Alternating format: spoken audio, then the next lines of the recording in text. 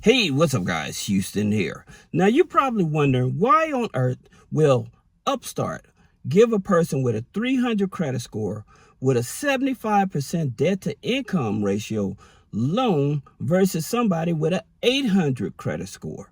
Well, there's a few reasons why they're doing it. All right. And I'm going to tell you because I've been talking to you all about certain things. First, let me get it out of the way. With Upstart, they're going to pull either your TransUnion or your Equifax. They use a FICO 9. However, they also use a third-party credit bureau. And that third-party credit bureau that they're going to use is LexisNexis. Okay, so they're pulling all of this data on you when you put in this application. Now they go from $1,000 up to $75,000. All right. Now here's the thing about it. There's three things when you're going to be applying for an Upstart loan that they're actually going to be looking at. One, they're going to be looking at your education level. Okay, that's number one. Number two is that they're going to be looking at the income that you have. All right.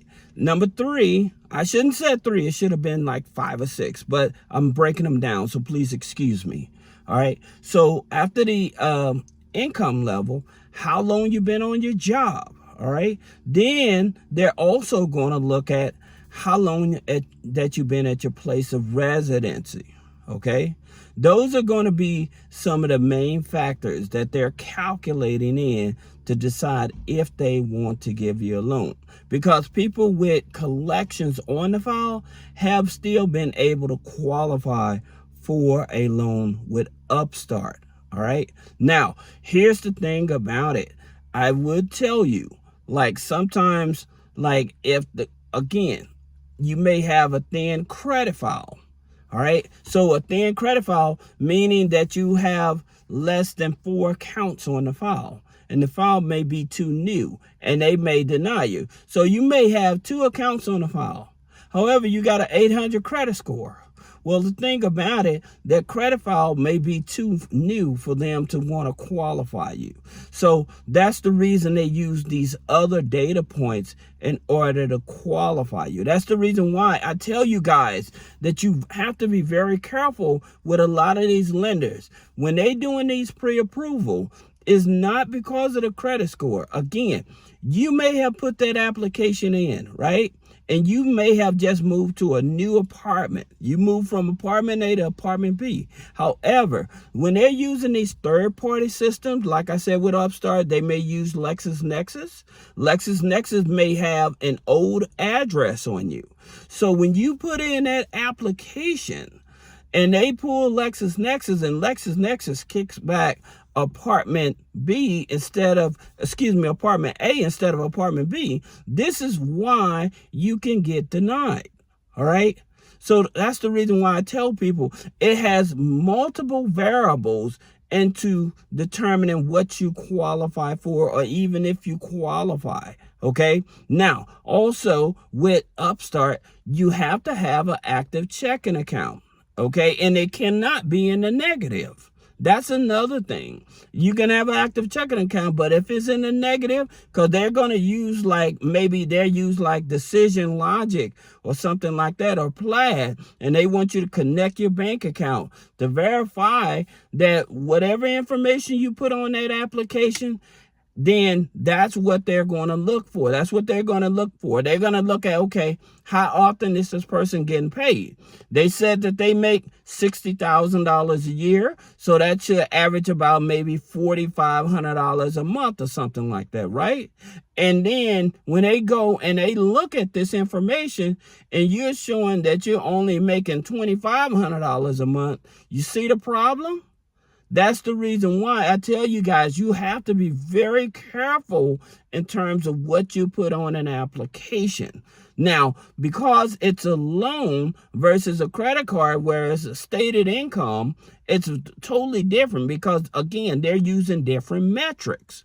All right. So that's the reason why I tell you, you have to be very careful. Yes, it's great that they will work with a person that has a 300 credit score with a 75% debt to income ratio. However, one of the things I would tell you is definitely, if you're going to go for an Upstart loan, then you definitely want to make sure your income is above, I would say to be safe, above $35,000 or more. Okay. Now they say they don't have an income threshold, but I'm telling you, if you're trying to get a higher limit, that threshold should be at least $35,000 or more. All right.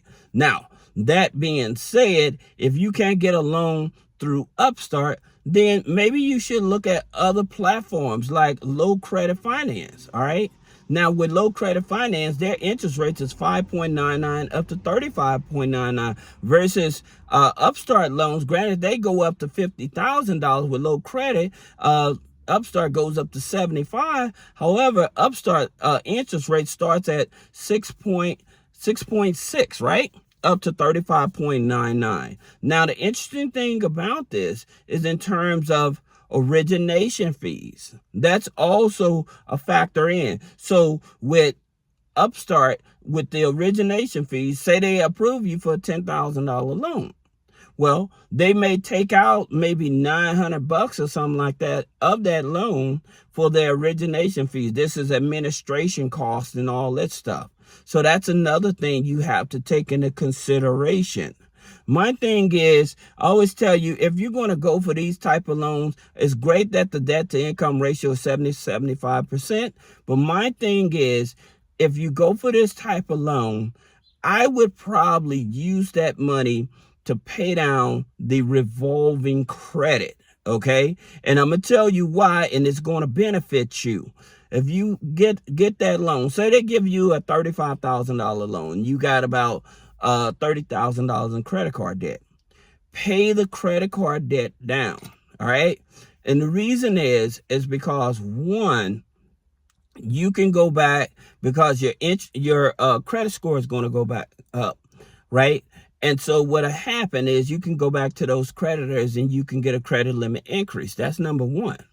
Then number two is that you can actually go to credit unions that actually give you higher limits with a lower interest rates, like State Department Federal Credit Union. And the reason I would tell you to go to them is because they give loans up to $100,000 plus a line of credit. So I would actually go for the line of credit. Now, the good thing about their loans is that when you get a loan from State Department Federal Credit Union, what ends up happening, you don't have to make a payment for 90 days. So that's the good part about that. Then, like, you have other credit unions like Johns Hopkins goes up to $50,000 and they don't have a payment for 90 days. So looking for institutions where you can leverage to where you're able to find a lower interest rate loan where you don't have to make that payment right away.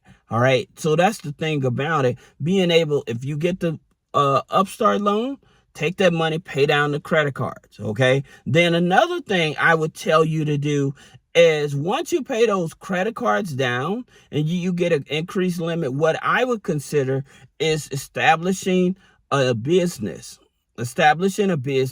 and applying for business credit cards. So certain business credit cards that won't reflect on the personal side. So if you max out that business credit card, it's not going to hurt you on the personal side. All right. And so that's the reason why I tell you guys that there's always a strategy in terms of how you actually go after funding. All right. Now, there's another lender out there that gives up to $50,000, but it's a tribal lender and the interest rates is definitely going to be much higher. And that's Max Personal Loan. They go up to $50,000. They're not operated in all 50 states, but they're out there. Okay. So being able to get the right type of loan. And I'll tell you something else about the Upstart loan that people are not aware. A lot of credit unions are starting to use their platform to qualify you for a loan. Okay. So that's something that a lot of people are not aware. They're thinking that credit union is actually giving them a loan. No. Credit unions, some of these credit unions, they're actually using Upstart's system to actually qualify you for a loan. All right. So I hope this video helps you. If you have any other questions about business credit funding, personal credit funding, removing negative items off the credit, click the link in the description. Schedule a one-on-one consultation. Thank you.